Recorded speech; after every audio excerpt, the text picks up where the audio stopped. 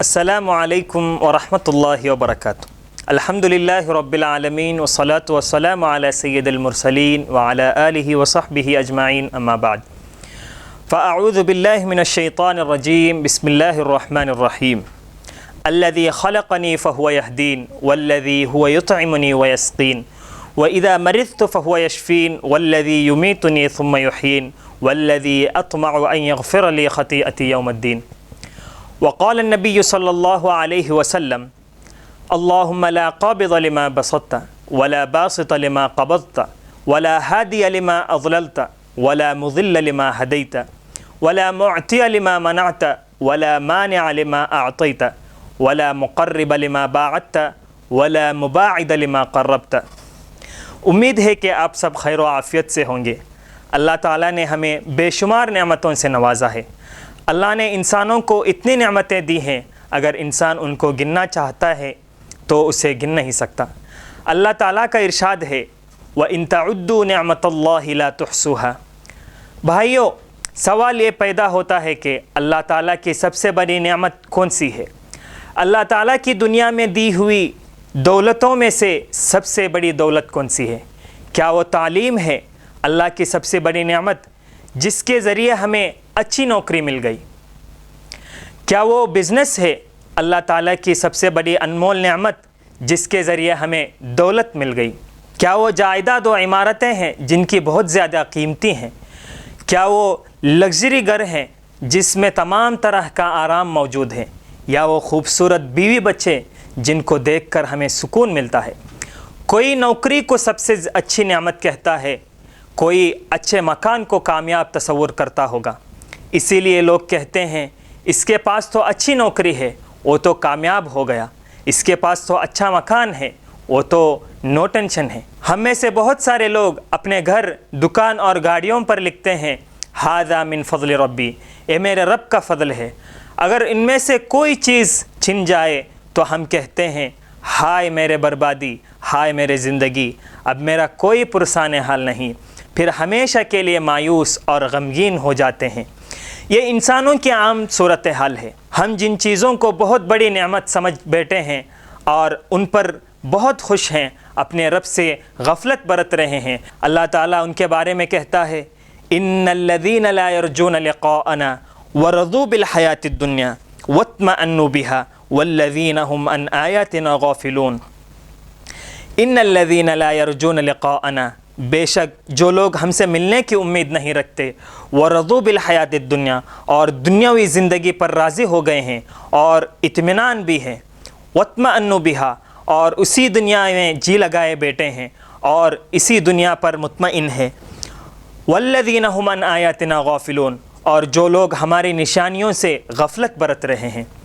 کچھ لوگ ایسے ہیں جو اچھے مکانات پر راضی ہو گئے ہیں، نوکریوں میں لگے بیٹھے ہیں، سیر و تفریح پر خوش ہیں، ان کو اللہ سے ملنے کی امید بھی نہیں ہے اور نہ وہ اللہ سے ملنا چاہتے ہیں، کیونکہ ان کے اعمال سے ظاہر ہو رہا ہے کہ وہ رب سے ملنا نہیں چاہتے ہیں۔ ان کے بارے میں اللہ تعالیٰ اگلی ہی آیت میں کہتا ہے اولئک مأواہم النار بما کانوا یکسبون، ان سب کا ٹھکانہ ان کے کرتوتوں کے وجہ سے آگ ہی ہے۔ بھائیوں، حقیقت میں ایک مومن کی اصل دولت کیا ہے؟ اس دنیاوی زندگی میں ایک مومن کی سب سے بڑی خوش نصیبی کیا ہو سکتی ہے؟ وہ دولت، وہ نعمت ایمان ہے۔ اس سے بڑھ کر اس سوال کا کوئی جواب نہیں ہو سکتا۔ اس عارضی دنیا میں عزت اور دل کو سکون دینے والی سب سے بڑی نعمت اگر کوئی ہو، وہ تو ایمان ہے۔ موت کے بعد کبھی ختم نہ ہونے والی زندگی میں بھی سکون و اطمینان اور کامیاب ایمان سے ہی مل سکتی ہے۔ اس لیے ہمیں ایمان کے متعلق کہنا چاہیے ھذا من فضل ربی، یہ میرا رب کا حقیقی فضل ہے۔ اچھا گھر، اچھی نوکری، اچھی تجارت، یہ نعمتیں تو اللہ تعالیٰ نے اپنے مبغوض لوگوں کو بھی دے رکھی ہے، لیکن اپنے کامیاب بندوں کو اللہ تعالیٰ جو نعمت عطا فرماتا ہے اس کے بارے میں اللہ تعالیٰ قرآن میں ذکر کیا ہے وَلَكِنَّ اللَّهَ حَبَّبَ إِلَيْكُمُ الْإِيمَانَ وَزَيَّنَهُ فِي قُلُوبِكُمْ وَكَرَّهَ إِلَيْكُمُ الْكُفْرَ وَالْفُسُوقَ وَالْعِصْيَانَ أُولَئِكَ هُمُ الرَّاشِدُونَ۔ لیکن اللہ تعالیٰ نے تمہارے دلوں میں ایمان کی محبت ڈال دی ہے، اور اس نے ایمان کو تمہارے دلوں میں زینت دے رکھی ہے، اور تمہارے دلوں میں گناہ، کفر اور نافرمانی کی نفرت ڈال دی ہے۔ یہی لوگ ہدایت یافتہ ہیں۔ پیارے بھائیوں، کیا اس نعمت کو پانے کے لیے ہم نے کوئی کوشش کی ہے؟ نہیں، بلکہ اللہ نے یہ نعمت ہمیں مفت میں عطا کر دی ہے۔ کیا مفت میں ملی ہوئی اس نعمت کی ہم قدر کر رہے ہیں؟ اگر نہیں تو ہمیں ڈرنے کی ضرورت ہے اور واپس اپنے رب کی طرف لوٹ آنے کی ضرورت ہے۔ بھائیوں، ایمان کی بنیاد لا الہ الا اللہ، یعنی صرف اللہ ہی کی عبادت کرنا اور باقی تمام جھوٹے خداؤں کا انکار کرنا، یہی ایمان کی بنیاد ہے۔ یہ نظریہ ہم سے کیا چاہتا ہے؟ صرف اللہ کی عبادت کرنا، اس کے علاوہ باقی تمام جھوٹے خداؤں کا انکار کرنا۔ اللہ ہمارا رب ہے جس نے ہمیں پیدا کیا ہے، آسمان و زمین اور اس میں موجود بہت سارے جاندار اور بے جان مخلوقات بنائیں، ان سب کو غذا اور جان دینے والا اللہ ہے۔ ہر ایک کی زندگی ایک مقررہ وقت تک ہے، جب وہ وقت ختم ہو جاتا ہے تو انہیں موت دینے والا بھی اللہ ہے۔ اس کے علم و کنٹرول سے باہر دنیا کی کوئی چیز بھی نہیں ہے۔ زمین کو گھمانے والا، بارش کے بادلوں کو کنٹرول کرنے والا، رگوں میں خون بہانے والا اللہ ہے۔ جب ہم ماں کے پیٹ میں تھے اس وقت ہمارے پرورش کرنے والا بھی اللہ ہے۔ موت کے بعد برزخ والی زندگی بھی اللہ کے قبضے میں ہے۔ اللہ طاقتور ہے، اللہ ہمیشہ رہنے والا ہے، اللہ بہت بڑا ہے، اور اللہ ہی ہمیں عزت یا ذلت دینے والا ہے۔ وہی سب کا مالک اور رازق ہے، اس کے پاس ہر طرح کی طاقت ہے۔ حضرت ابراہیم علیہ السلام نے اللہ کی جو صفات بیان کی ہیں ان کو قرآن نے بہت خوبصورت انداز میں ذکر کیا ہے۔ الذی خلقنی فہو یہدین والذی هو یطعمنی ویسقین واذا مرضت فہو یشفین والذی یمیتنی ثم یحیین والذی اطمع ان یغفر لی خطیئتی یوم الدین۔ حضرت ابراہیم علیہ السلام اپنے رب کی صفات بیان فرماتے ہیں کہ میں تو ان اوصاف والے رب کا ہی عابد ہوں، اس کے سوا اور کسی کی عبادت نہیں کروں گا۔ پہلا وصف یہ کہ وہ میرا خالق ہے، اسی نے اندازہ مقرر کیا ہے اور وہی مخلوقات کی اس کی طرف رہبری کرتا ہے۔ دوسرا وصف یہ کہ وہ ہادی حقیقی ہے، جسے چاہتا ہے اپنی راہ مستقیم پر چلاتا ہے، جسے چاہتا ہے اسے غلط راہ پر لگاتا ہے۔ تیسرا وصف میرا رب کا یہ کہ وہ رازق ہے، آسمان و زمین کے تمام اسباب اسی نے مہیا کیا ہے۔ بادلوں کو اٹھانا، پھیلانا، ان میں بارش کا برسانا، اس سے زمین کو زندہ کرنا، پھر پیداوار کو اگانا اسی کا کام ہے۔ وہی میٹھا اور پیاس بجھانے والا پانی ہمیں دیتا ہے، اور اپنے مخلوق کو بھی غرض کھلانے پلانے والا وہی ہے۔ ساتھ ہی بیمار تندرستی بھی اسی کے ہاتھ میں ہے۔ موت و حیات پر قادر بھی وہی ہے۔ ابتدا اسی کے ساتھ ہے، اسی نے پہلی پیدائش کی ہے، وہی دوبارہ لوٹائے گا۔ دنیا اور آخرت میں گناہوں کی بخشش پر بھی وہی قادر ہے، وہ جو چاہتا ہے کرتا ہے۔ غفور الرحیم وہی ہے۔ اس سے بڑھ کر ان کے متعلق اللہ کی ہدایت بھی ہمارے پاس ہے۔ اللہ ہمیشہ میرے ساتھ رہتا ہے۔ یہ صرف دکھاوے کی بات نہیں ہے، بلکہ جو لوگ اللہ کی قربت کے خواہش مند ہیں انہیں ضرور اللہ کی قربت کا احساس ہوگا، اس میں کوئی شک کی گنجائش نہیں ہے۔ جب حضرت موسیٰ علیہ السلام فرعون سے بنی اسرائیل کو آزاد کرا کر لے جا رہے تھے، اس وقت فرعون نے حضرت موسیٰ علیہ السلام کا پیچھا کیا۔ جب حضرت موسیٰ دریائے نیل کے قریب پہنچے تو انہیں کوئی راستہ نظر نہیں آیا۔ یہ دیکھ کر بنی اسرائیل نے بے چینی کا اظہار کیا۔ حضرت موسیٰ علیہ السلام نے فرمایا، قال کلا ان معی ربی سیہدین۔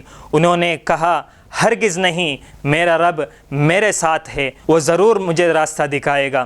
جب قریشوں نے یہ اعلان کیا کہ نعوذ باللہ جو نبی صلی اللہ علیہ وسلم کو قتل کرے گا تو اس کو یہ انعام دیا جائے گا، تو کچھ لوگ نبی صلی اللہ علیہ وسلم کی تلاش میں نکل پڑے۔ نبی صلی اللہ علیہ وسلم اپنی دوست حضرت ابو بکر رضی اللہ عنہ کے ساتھ غار ثور میں موجود تھے۔ دشمن تلاش کرتے ہوئے غار ثور کے منہ پر پہنچ گئے۔ جب حضرت ابو بکر رضی اللہ عنہ نے نبی صلی اللہ علیہ وسلم کی حفاظت کی خاطر اپنی بے چینی کا اظہار کیا تو نبی صلی اللہ علیہ وسلم نے ان کو تسلی دیتے ہوئے کہا، لا تحزن ان اللہ معنا، غم کرنے کی ضرورت نہیں ہے، اللہ ہمارے ساتھ ہے۔ کیا ہم اللہ کی قربت محسوس نہیں کرنا چاہتے ہیں؟ ایک مرتبہ حضرت عباس رضی اللہ عنہ نبی صلی اللہ علیہ وسلم کے ساتھ سفر کر رہے تھے، تو نبی صلی اللہ علیہ وسلم نے انہیں نصیحت کی۔ وہ نصیحت ہمارے لیے قابل غور ہے۔ ان ابن عباس رضی اللہ عنہ قال كنت خلف رسول الله صلی اللہ علیہ وسلم یوما فقال یا غلام انی اعلمک بکلمات احفظ اللہ یحفظک احفظ اللہ تجدہ تجاہک اذا سألت فاسأل اللہ واذا استعنت فاستعن باللہ واعلم ان الامة لو اجتمعت على ان ينفعوك بشيء لم ينفعوك الا بشيء قد كتبه الله لك ولو اجتمعوا على ان يضروك بشيء لم يضروك الا بشيء قد كتبه الله عليك رفعت الاقلام وجفت الصحف۔ ایک روز میں نبی صلی اللہ علیہ وسلم کے پیچھے سوار تھا، تو نبی صلی اللہ علیہ وسلم نے کہا، اے بچے، میں تجھے کچھ کلمات سکھاتا ہوں، اللہ کی حفاظت کر، وہ تیری حفاظت کرے گا۔ اللہ کی حفاظت کر، تو اسے اپنے سامنے پائے گا۔ جب بھی سوال کرے تو اللہ سے سوال کر، جب بھی مدد چاہے تو اللہ سے مدد مانگ۔ جان لے، اگر پوری امت تجھے نفع پہنچانے کے لیے جمع ہو جائے تو بھی تجھے کچھ نفع نہیں پہنچا سکے گی سوائے اس کے جو اللہ نے تیرے لیے لکھ رکھا ہے، اور اگر تجھے نقصان پہنچانے پر آ جائے تو یہ کچھ بھی نقصان نہیں پہنچا سکتے سوائے اس کے جو اللہ نے تیرے مقدر میں لکھ رکھا ہے۔ قلم اٹھا لی گئیں اور صحیفے خوش ہو گئے۔ ہر ایک مشکل وقت میں اللہ ہمارے ساتھ ہے، تو ہمیں ڈرنے کی اور مایوس ہونے کی ضرورت نہیں ہے۔ اللہ ہم سے خود سوال کرتا ہے کہ الیس اللہ بکاف عبدہ، کیا اللہ اپنے بندے کے لیے کافی نہیں ہے؟ ایک مومن ہونے کے ناطے اپنی ذمہ داریوں کو ادا کر کے آگے بڑھتے وقت بہت سی مشکلات کا سامنا کرنا پڑ سکتا ہے۔ دشمن کی طرف سے مختلف آزمائش جیسی ظلم، مذاق، بائیکاٹ، جیل، جسمانی تکالیف، مالی نقصان، بچوں پر حملہ بھی ہو سکتا ہے۔ جب یہ سب ہمارے ساتھ کیا جا رہا ہو، کیا اس وقت ہم یہ کہنے کی ہمت رکھتے ہیں حسبنا اللہ ونعم الوکیل؟ ہم اپنے آپ سے سوال کریں الیس اللہ بکاف عبدہ۔ ہمیں اپنے ایمان کو اتنا مضبوط اور طاقتور بنانا ہے کہ ایسے حالات میں جب اللہ ہم سے سوال کرتا ہے الیس اللہ بکاف عبدہ، تو ہمارا جواب ہونا چاہیے حسبنا اللہ حسبی ربی۔ یہ الفاظ ہمارے دل سے نکلے، تب تک اپنے ایمان کو مضبوط کرتے رہنا ہے۔ اس دنیا میں جو کچھ ہے وہ سب اللہ کی مخلوق ہے، خالق تو اللہ ہی ہے۔ دنیا کا سب سے طاقتور اللہ ہمارے ساتھ ہے، تو کسی مخلوق سے ڈرنا کیوں؟ پھر بھی اللہ ہم سے سوال کرتا ہے الیس اللہ بکاف عبدہ، ہمیں جواب دینا ہے حسبنا اللہ، اللہ ہمارے لیے کافی ہے۔ کیا آپ نے کبھی سوچا ہے آپ کتنے خوش نصیب ہیں؟ ہمارے پاس دعا مانگنے کے لیے، امید رکھنے کے لیے، توکل کرنے کے لیے خالق کائنات اللہ رب العزت ہمارے پاس ہیں۔ پھر ہمیں کسی پر بھروسہ رکھنے کی ضرورت کیا ہے؟ ہمیں تمام پریشانی اور مشکلات میں اللہ ہی کافی ہے۔ اللہ دینا چاہے تو روکنے والا کون ہے؟ اسی طرح اللہ روکنا چاہے تو دینے والا کون ہے؟ اللہ کے فیصلے کو روک کر نفع و نقصان، غم و خوشی، عزت و ذلت، مالداری و غربت کوئی نہیں دے سکتا۔ بھائیو، ہمارے مقصد اللہ کے لیے جینا، اللہ کے لیے مرنا ہے۔ اللہ کے پسند کے سامنے دوسروں کی پسند یا ناپسند کی کوئی اہمیت نہیں ہے۔ اس دنیا میں زندگی اس طرح گزارنا ہے کہ اللہ ہمیں پسند کرے اور ہم اللہ کو پسند کرے، ہمارے موت بھی اسی حالت میں آئے۔ ہم نے اللہ تعالیٰ سے عہد کیا ہے ان صلاتی و نسکی و محیای و مماتی للہ رب العالمین، بے شک میری نماز اور میری عبادت اور میرا جینا اور میرا مرنا سب کچھ اللہ کے لیے ہیں جو تمام جہانوں کا پروردگار ہے۔ بھائیوں، حقیقت میں یہ زندگی اللہ سے کیا ہوا معاہدہ ہے۔ ہمارا ایمان، اعمال، دعا اور زندگی ہر ایک حرکات و سکنات اسلام کے مخالف نہ ہو، اس سے ہمیں بہت ہوشیار رہنا چاہیے۔ اس زندگی میں اس طرح کی کوئی سستی نہیں کرنا جو ہمارے ناکامی کی وجہ بن جائے۔ اللہ ہی ہمارا محافظ اور رہبری کرنے والا ہے، اس کے علاوہ کوئی ہمارا سہارا نہیں ہے۔ اللہ ولی الذین آمنوا یخرجہم من الظلمات الی النور، اللہ ایمان والوں کا دوست ہے، وہ انہیں اندھیروں سے نکال کر روشنی کی طرف لاتا ہے۔ ان اللہ تعالی من عادی لی ولیا فقد آذنتہ بالحرب، اللہ تعالیٰ نے فرمایا جس کسی نے میرے ولی سے دشمنی کی میرا اس کے ساتھ اعلان جنگ ہے۔ اس طرح کہہ کر اللہ تعالیٰ ہمیں حفاظت کرنے کا یقین دیتا ہے۔ یقین دلانے والا اللہ ہمارے ساتھ ہے، اور وہ سوال کرتا ہے کیا میں تمہارے لیے کافی نہیں ہوں؟ پھر ہمیں دوسروں سے ڈرنے کی ضرورت کیا ہے؟ اللہ تعالیٰ فرماتا ہے فلا تخشوا الناس واخشونی، تم لوگوں سے مت ڈرو، مجھ سے ڈرو۔ گاؤں سے نکالے جانے کا ڈر، موت کا ڈر، پولیس کا ڈر، کیس کا ڈر، ان سب چیزوں کے متعلق ہم ڈرتے رہتے ہیں۔ جو کوئی اللہ کی حفاظت میں ہے کیا انہیں کوئی مخلوق ڈرا سکتی ہے؟ دنیا کی تمام مخلوق اللہ کے ماتحت ہے، پھر ہمیں ڈرنا کیوں؟ ڈرنا مؤمن کی علامت نہیں ہے۔ اللہ کا ارشاد ہے اتخشونہم فاللہ احق ان تخشوہ ان کنتم مؤمنین، کیا تم ان سے ڈرتے ہو جبکہ اللہ اس بات کا زیادہ حقدار ہے کہ تم اس سے ڈرو اگر تم مؤمن ہو۔ بھائیوں، اس وقت ہندوستانی مسلمانوں کی نئی بیماری خوف اور نا امیدی ہے۔ دشمن کی کوشش یہ ہے کہ مسلمانوں میں مایوسی، نا امیدی، خوف پیدا کر کے انہیں شکست دی جائے۔ اس کوشش کو ناکام بنانے کے لیے ہم کو اللہ کا بندہ بننا ہوگا، بندگی کی ذمہ داریوں کو ادا کرنا ہوگا، تب ہم ہمت کے ساتھ کہہ سکتے ہیں حسبنا اللہ ولا تیأسوا من روح اللہ انہ لا ییأس من روح اللہ الا القوم الکافرون۔ اللہ کے رحمت سے نا امید نہ ہو، یقین جانو اللہ کی رحمت سے وہی لوگ نا امید ہوتے ہیں جو کافر ہیں۔ ومن یقنط من رحمت ربہ الا الضالون، اپنے پروردگار کی رحمت سے سوائے گمراہوں کے کون نا امید ہو سکتا ہے؟ سارے انبیاء یہی تعلیم سکھانے کے لیے بھیجے گئے تھے۔ انبیاء اور ان کے ساتھیوں نے ہر طرح کے تکالیف برداشت کی۔ اگر کسی سماج کو ہرانا ہے تو ان کے اندر مایوسی پیدا کریں۔ مکہ میں نبی صلی اللہ علیہ وسلم کے ساتھ صرف 30 ساتھی تھے۔ اس وقت بھی نبی صلی اللہ علیہ وسلم یہ یقین دلا رہے تھے کہ کامیابی ہمیں ہی ملنے والی ہے۔ جنگ خندق کے موقع پر تمام دشمنان اسلام مل کر مدینہ کو گھیر لیا تھا۔ جب مسلمان خندق کھود رہے تھے اس وقت ایک چٹان آئی جس کو کوئی نہیں توڑ پایا، تو نبی صلی اللہ علیہ وسلم چٹان کو توڑنے لگے۔ جب نبی صلی اللہ علیہ وسلم توڑ رہے تھے اس وقت جو چنگاری نکل رہی تھی اس کو دیکھ کر کہتے تھے شام کی کنجی مل گئی، یمن کی کنجی مل گئی، ایران فتح ہو گیا۔ اس طرح کی بشارت دیتے ہوئے صحابہ کرام میں خود اعتمادی پیدا کر رہے تھے۔ انہیں یہ اعتماد ملا کہ جن دشمنوں نے آج ہمیں گھیر لیا ہے ایک دن ان کے محلوں پر ہمارا قبضہ ہوگا۔ ایسا ہوا بھی۔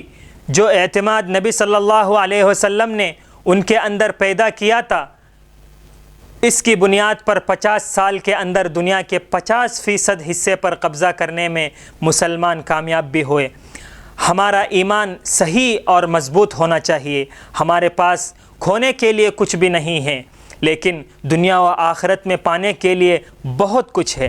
آخرت میں اللہ کی زیارت نصیب ہوگی، کیا وہ ہمارے لیے کافی نہیں ہے؟ اسی لیے اللہ تعالی ہم سے سوال کرتا ہے الیس اللہ بکاف عبدہ، کیا میں تمہارے لیے کافی نہیں ہوں؟ ہمیں یقین کے ساتھ زور سے کہنا ہے حسبنا اللہ، ہمارے لیے اللہ کافی ہے۔ اللہ تعالی ہم سب کو اس پر یقین رکھنے والے اور اس پر بھروسہ رکھنے والوں میں شامل فرمائیں، آمین۔ وآخر دعوانا الحمدللہ رب العالمین۔ السلام علیکم ورحمۃ اللہ وبرکاتہ۔